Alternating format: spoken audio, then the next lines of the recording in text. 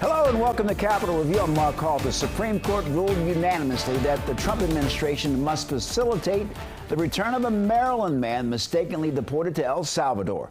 29-year-old Kilmar Abrego Garcia was first deported by ICE in March, even though an immigration court ruled that he cannot be sent back in fear of retaliation from local gangs.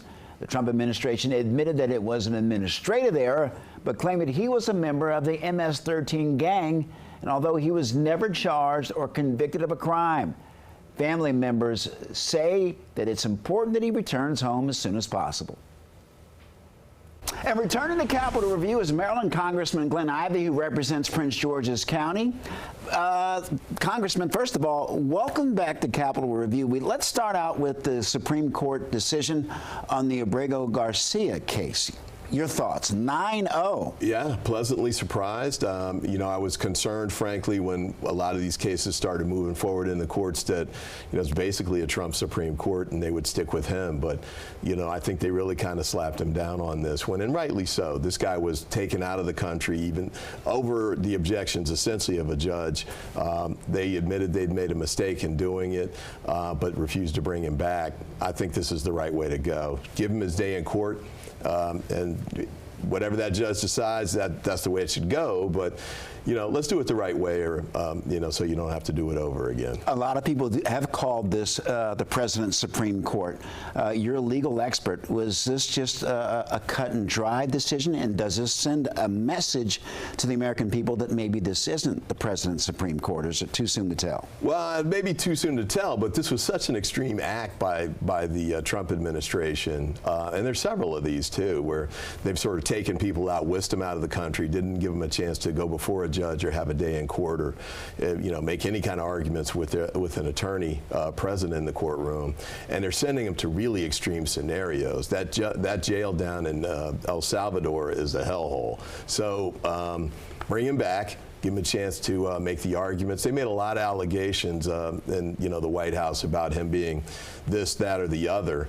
But it's time to put up or shut up. And if they can't back it up, let him stay here in the United States. Quickly, you expect these extreme deportation efforts to continue? It seems like that's where Trump wants to go with this sort of thing, but I think, you know, as long as the courts stay on top of it and make sure people are getting their due process, getting their date in court, hopefully it'll stay on track and we can do it the right way. Let's talk about the tariffs. Surprised that the president put a pause on most of the tariffs? No, because it was such a crazy thing to do, you know, from the beginning. You know, tariffs on everything at the same time on every country just didn't make any sense. And I didn't hear one economist that didn't actually work for the Trump administration say it made any sense. So it was a terrible move. You know, the stock market essentially crashed. Grocery prices and other prices started going up. The economy was grinding to a halt, or certainly in the wrong direction, not just in the country, but internationally. So I think the pressure grew very quickly and forced him to back down. Except, what is your thought about the situation with China? He didn't back down with them. Yeah, but the problem with China is they're not backing down either. And, you know, we're both big trading partners for each other. And so, again, even though he's backed away from the tariffs on a lot of these other countries, at least so far, a trade war with China is going to be bad for the economy and bad for the American people. We'll talk about your concern for your constituents. Well, I think it's going to, you know, really layer on some of the problems that we've got already. The government jobs layoffs is, I think, going to have a bad impact on our local economy. You layer the tariffs over the top of that. We certainly are looking at the possibility of a regional recession, but could be a national recession as well. So I'm not sure how he got on this track, certainly, you know, damaging the economy. I think he won on the promise that he was going to make people's lives better from an economic standpoint. He's doing exactly the opposite right now.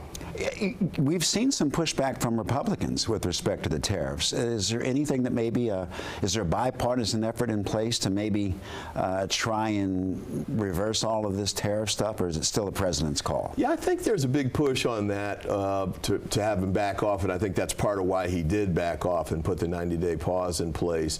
I think you're seeing that in some of these other areas too, like the $881 billion in Medicaid cuts is going to be very damaging to rural hospitals because a lot of that money goes to for medical treatment and health care for children, the elderly, and low-income people, including in red states. So this might catch up with him sooner rather than later. Did the president blink? Oh, yeah, absolutely. I mean, he was saying up to the point that he put the 90-day pause in place that he wouldn't blink.